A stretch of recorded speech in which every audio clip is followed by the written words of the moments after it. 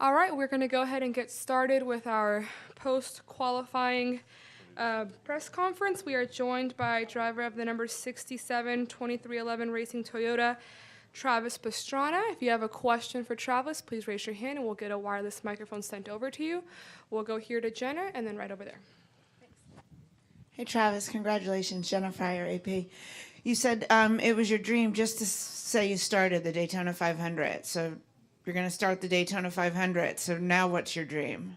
I mean, every driver obviously wants to do the best they can. Every driver in the field believes that they can win the race. In restrictor plate races, anything can happen. But having said that, I'm just so fortunate to have sponsors that came from Raleigh, Black Rifle Coffee and Dixon, to give me an opportunity to get in there with the 2311 team that gave me a car that was capable to get in on time. And it was funny because everyone's celebrating and excited, and Kurt Busch came right up to me at the end. He said, "Okay, now we get to work." And it's cool. When Denny brought me onto the team, he was the first one that didn't just say, "Oh yeah, like bring your money, or we'll try to get you a charter." He goes, "You're gonna have to work your way in. We don't have a charter for you, but we can give you a car that I believe you can be capable of helping our team to win. Whether that's Bubba, whether that's Tyler, whether that's Denny, whether that's a Toyota, and to have the opportunity now to." To try to start learning and try to figure out how to do the best that I can as a teammate to get up there and start next to this guy right over here in the duel. So Sorry. you two were like a car apart out on pit road, which gave you guys a chance to talk. You're both kind of going for the two spots. What were you guys talking about, and did he give you any tips, or did he hog it all for himself? Yeah, we were talking. He said his daughters are riding horses down in Florida, not too far to comp, and my daughters are doing a cheer competition in Pennsylvania. And both of our families said if we qualified for the 500, they'd come watch. So pretty excited about that. So that's what you guys No, not at all. But a little bit earlier, but some of it, yeah. No, I mean this has been a dream come true. It's something that actually when Jimmy had won out in California Speedway.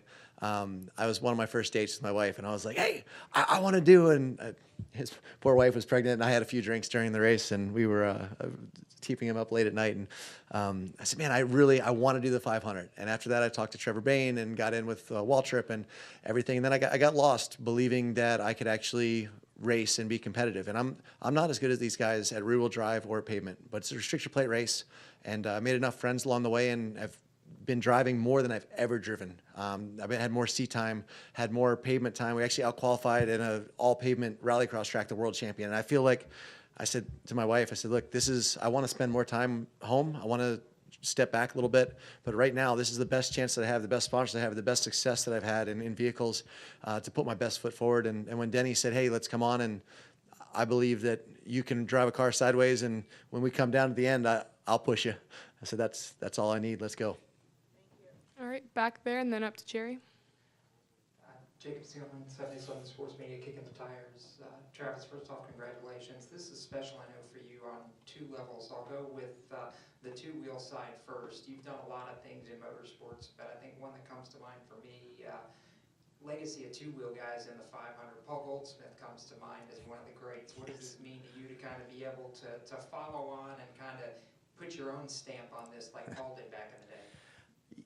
It's pretty cool. There's a lot of guys that came from two wheels, including that guy right over there. But I got my first win in the pro ranks here at Daytona in the 125 class. It was a great track for me there.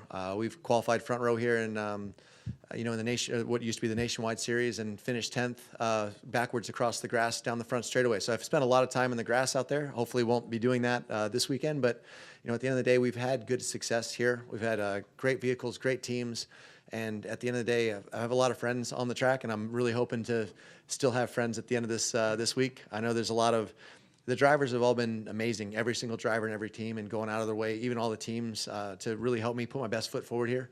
And I just really want to hopefully make sure the NASCAR fans, when I leave here, they're not like, "Oh, what an idiot." They say, "Oh, that guy, he drove very considerate and very smart and was able to get it to the finish line at the end." And if I can get this car on the lead lap to the finish line, I've never said that before about anything other than winning, but that'll be a win. Well, I know there's one friend that you wish could be here to see it. I know Ken Block was one of those inspiration type people for you, and I feel like just kind of the way I heard it was really part of the spark for you to go, hey, if I'm going to do this, I need to do it now. Well, what does it mean for you to put it in the show for Ken and kind of what he meant to your racing career? You know, Ken's wife, Lucy, and two of his kids came down and they watched their first NASCAR qualifying. They came out, they flew out this morning, and they're flying back tomorrow morning.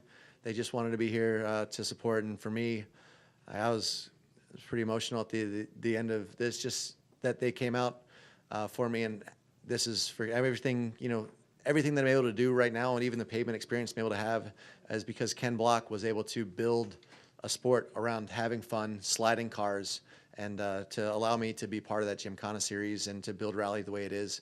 I'm forever thankful, and could not be more thankful and happy that his you know, his family's here, and I can't wait to, you know, help do anything that I can to get Leah, his well, and his other kids as well. But Leah, she's a phenomenal driver, and I bet she'll be here racing the 500 at some point. She's definitely going to be one of the top rally drivers in the U.S. of all time. Thank you. Jerry Jordan, kicking the tires.net. Jimmy probably knew exactly where he needed to be on time and points and making the show. I heard Bubba say that they were hazing you a little bit and kind of left you hanging. What was going through your head when you found out? They didn't really tell me anything, so I assumed they're like, it's probably P3. We'll wait until the car behind you finishes. And I thought that meant I was P3 already, and I'm like, I was really disappointed. They're like, you got him by a couple car lengths. Congratulations. It's like, wait, we're in? Like, it's just to be a part of the Great American Race. I mean, even looking at the little pass that I got today that said Cup Driver. I mean, dude, this is cool. I'm a motocrosser. I was able to go rally. I've been able to do a lot of fun things. And yeah, we've dabbled a little bit in NASCAR, and I got chewed up and spit out by these guys really fast. But at the end of the day, it's because they're the best drivers I believe in the entire world. And it's an honor to be able to race with these guys, and to be able to line up in the 500 on Sunday will be a dream come true no matter what the outcome is. And I'm just going to try to be as smart as I possibly can, make as few mistakes as I possibly can. And honestly, it's, you know, Kurt Busch, like I said it the best when I came out. It's like, now the homework starts. Let's get to work. Let's go back there and then up to Bruce. Zach Sterniola with NASCAR.com. Travis, just curious, it was a brief experience on the racetrack, but can you describe what the lap was like behind the wheel? Not using expletives you can use. No, so you get in the simulator, right? And, you know, I always forget because I've been out there. It's been a while, but like you kind of get the groove in a little bit. But I'm getting up to speed, and I'm watching the tack and trying to. It's got no suspension on the car because they put it on the ground, so it's hitting all the bumps and basically vibrating your teeth out of place and trying to hit my marks. And I missed my second shift. It wasn't quite perfect, and I'm like, oh man! And then I didn't step off the gas enough, and I'm had to double pull in the backstretch. I'm like, I just blew it. And then we're going in, and they said, whatever you do, don't touch the brake. And I just wanted to put my foot over top of the brake pedal just as a security blanket, because I tell you what, 180 or however fast we're going, you don't feel that in a simulator. There, and I don't care. People say it's a restrictor plate race, and it's 99.9% the car, but you're still going around a corner at 180 miles an hour with the car with no suspension, with your teeth vibrating out, and you're going, here we go. So it was pretty cool. And then do you set any expectations for tomorrow at this point, or does that start in meetings tomorrow morning? So I've got some awesome sponsors, an awesome car, and I took the money for this race and I put it into racing the Truck Series and racing the Dirt Car Nationals last week. So we didn't quite have enough money to cover it, and all the damage that's done is on me. So it's my kids' college education fund. So you will be seeing a very mellow race tomorrow. We got Hedleski in there, hopefully going to tell me when. I'll do whatever I can to learn as much as I can. But looking at Noah Gragson last year, he was 3 laps down, and I would be perfectly fine with that if that gets us in the show, and we can start from there. Having said that, I go into tomorrow, as any racer does, trying to learn what we can. And if it looks, and Hedleski tells me to go and start pushing and start learning, well, it is what it is, and we'll try to make the smart decisions all the way through.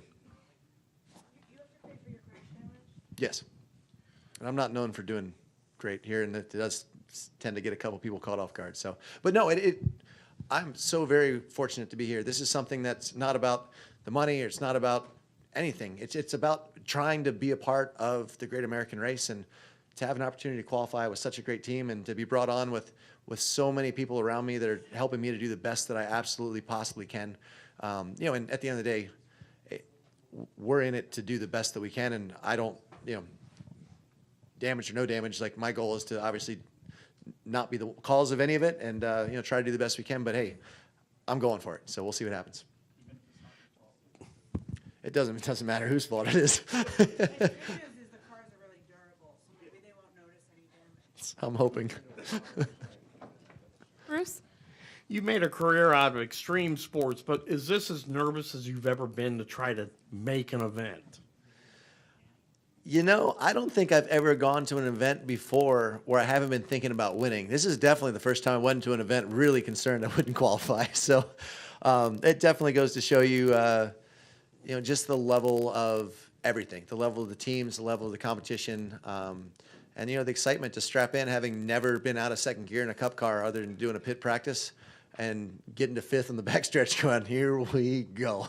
It's been pretty cool. And what is this, you making the Daytona 500 do for the extreme sports community? It shows that they too can make the Daytona 500 if they set their mind to it.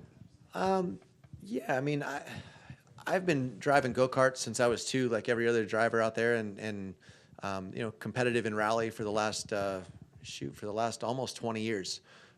Racing and driving has been my passion, and, you know, it's interesting, a lot of the guys that follow NASCAR are, you know, just the fans, you know, they know me as a TV personality or a stuntman, but really in my heart, it's been a racer. It's been a motocross racer and built a reputation as a car driver as well as a race car driver. Having said that, it's been really cool that when I announced I was going to come over here, the action sports community jumped on board 110%. And so many people are like, man, I'm watching the 500. Like, I'm so excited. I haven't been excited since I was a kid. You know, from our industry to see this. And the dirt car crew, when we were able to go out there and get a win at Volusia, I think was definitely something that, yeah, definitely wasn't the quickest out there. But, you know, just to be able to pull that off, I think, and just have some fun with the grassroots fans, I think went a long way. And, you know, qualifying here is one thing. It's definitely a lot to do with the car, but if I can put together a good performance, maybe not even result-wise, but just prove that I can be a good teammate for you know, for the 2311 team and not cause any trouble, I think that'll be a huge win for me. All right. Thank you, Travis. Good luck this weekend. Thank you. We're going to need it.